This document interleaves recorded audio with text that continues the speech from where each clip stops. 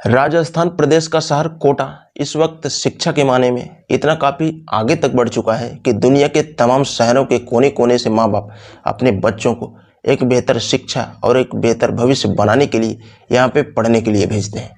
हर साल यहाँ पे काफ़ी तादाद में बच्चे भी अपने बेहतर भविष्य बनाने के लिए बाहर निकलते हैं।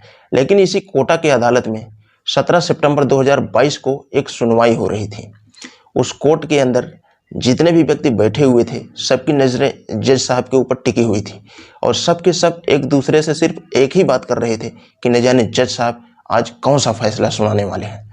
जज साहब के सामने एक 19 साल का लड़का खड़ा होता है। जज साहब उस लड़के की तरफ देखते हुए और अपना फैसला सुनाते हैं कि इस लड़के को उम्र कैद की सज़ा दी जाए और साथ ही साथ इस पे 21,000 रुपये का आर्थिक दंड भी दिया जाए। जज साहब जब अपना पूरा फैसला सुनाते हैं तो उस कोर्ट के अंदर जितने भी व्यक्ति बैठे हुए होते हैं सबके चेहरे पे एक मुस्कान की लहर दौड़ जाती है।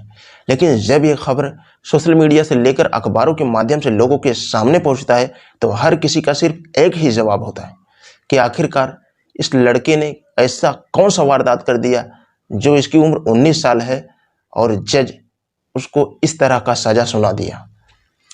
दोस्तों, आज की जो ये कहानी है इसको सुनने के बाद आप भी कहीं ना कहीं सोचने और समझने पर मजबूर हो जाएंगे। नमस्कार दोस्तों, मैं जेपी पाल भोजपुरिया उत्तर प्रदेश जिला जौनपुर से। आज की जो ये घटना है ये घटना राजस्थान का एक शहर पड़ता है कोटा और इसी कोटा का एक थाना लगता है बपावर। बात कर रहा हूँ मैं आज से ठीक 2 साल पहले 30 मार्च 2019 को बपावर इलाके का एक व्यक्ति बपावर थाने में पहुँचता है और एक रिपोर्ट दर्ज करवाता है। वो व्यक्ति कहता है कि साहब मेरा भाई बनवारी जो 21 मार्च 2019 को घर से निकला था लेकिन वापस वो घर ही नहीं आया है। पुलिस वाले गुमशुदगी का रिपोर्ट दर्ज तो करते हैं लेकिन साथ ही साथ उस व्यक्ति से एक सवाल भी करते हैं कि ये तुम्हारा भाई 21 मार्च 2019 को घर से निकला था और तुम 30 मार्च 2019 को आके रिपोर्ट दर्ज करवा रहे हो। तो व्यक्ति एक जवाब देता है कि साहब मेरा भाई अपने ही दोस्त महावीर के साथ बाइक पे बपावर के लिए निकला था लेकिन उसके बाद से वो घर ही वापस नहीं आया। जब मैंने उसके दोस्त महावीर से बातचीत किया तो उसने बोला कि तुम्हारा भाई शहर में किसी काम से गया है और वो साफ साफ मुझे मना किया है कि इसके बारे में किसी को कुछ भी मत बताना। मैं भी 1 सप्ताह से अपने भाई का इंतजार कर रहा था कि शायद वो वापस आ जाए लेकिन अभी तक वो वापस ही नहीं आया। पुलिस इस रिपोर्ट को दर्ज करती है और साथ ही साथ उसके पास एकमात्र पहला फ्लू होता है महावीर। पुलिस तुरंत महावीर के पास जाती है और उसे उठा करके बपावर थाने में लेके जाती है और उसे पूछताछ करना जारी करती है। महावीर फिर से वही सारी कहानियां बताता है लेकिन महावीर इस बार जब पुलिस वाले के सामने अपनी कहानी को बताता है उसके बातों से मालूम चल जाता है कि महावीर सब कुछ झूठ बोल रहा है। पुलिस वाले जब महावीर से सख्ती से पूछते हैं तो आखिरकार महावीर अपनी जुर्म कबूल कर लेता है। लेकिन जब इसकी पूरी कहानी बताता है तो पुलिस वाले हैरान हो जाते हैं। महावीर बताता है कि महावीर और बनवारी पिछले कई सालों से एक जिगरी दोस्त थे। ये दोनों एक दूसरे के इतने काफ़ी करीब थे कि इन दोनों का एक दूसरे के घर भी आना जाना रहता था।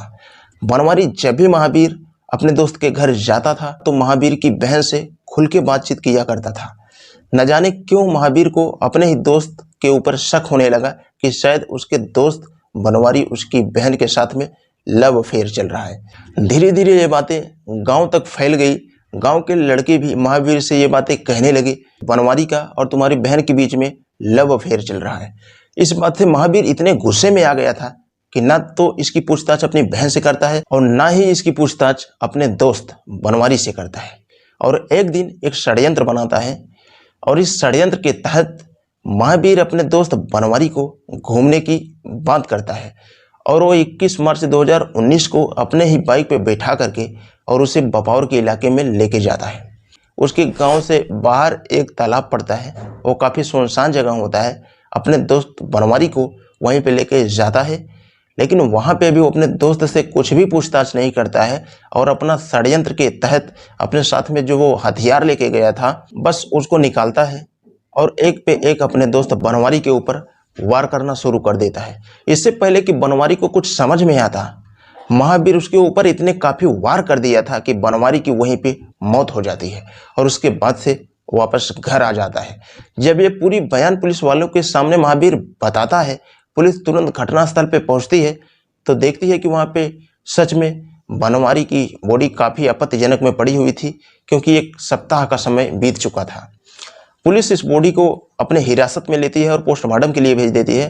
पोस्टमार्टम का रिपोर्ट जब आता है तो उससे साफ पता चल जाता है कि वाकई में इसके ऊपर किसी तेजधार हथियार से कई बार वार करने की वजह से इसकी मौत हो चुकी है। पुलिस जब महावीर की बहन से पूछताछ करती है कि शायद इसमें उसकी बहन का भी कोई रोल हो, लेकिन उसकी बहन सिर्फ एक ही बात कहती है कि साहब मेरा और बनवारी के बीच में ऐसा कुछ भी रिश्ता नहीं था।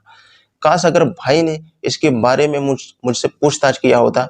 फिलहाल पुलिस ने पॉक्सो एक्ट का मुकदमा दर्ज करके जेल भेज दिया और तब से लोगों का सिर्फ वही इंतजार था कि आखिरकार इसका फैसला कब होगा। अब वो उसका समय भी आ गया।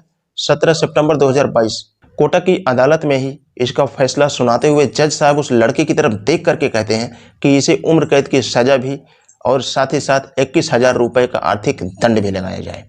वाकई में दोस्तों, अगर महावीर ने अपने दोस्त बनवारी से इसमें एक बार भी अगर पूछा होता तो शायद उसका दोस्त आज इस दुनिया में जिंदा होता और महावीर के भी जिंदगी यूं बर्बाद नहीं होती। दोस्तों, ये कहानी सुनाने का मेन उद्देश्य मुझे किसी को परेशान नहीं करना है, बल्कि आपको जागरूक करना है। तो इस कहानी के बारे में आपका क्या कहना है, आप कमेंट बॉक्स में अपनी राय ज़रूर दें। जाते जाते बस इतना कहना चाहूँगा, अगर आप हमारे चैनल का वीडियो पहली बार देख रहे हैं तो हमारे चैनल को सब्सक्राइब करके बेल का आइकन ऑल पे जरूर प्रेस करें, ताकि मैं कोई भी वीडियो लाऊं तो आप तक आसानी से पहुंच सके। तो आज के लिए बस इतना ही। मिलते हैं कल शाम 7 बजे किसी नेक्स्ट क्राइम स्टोरी के साथ।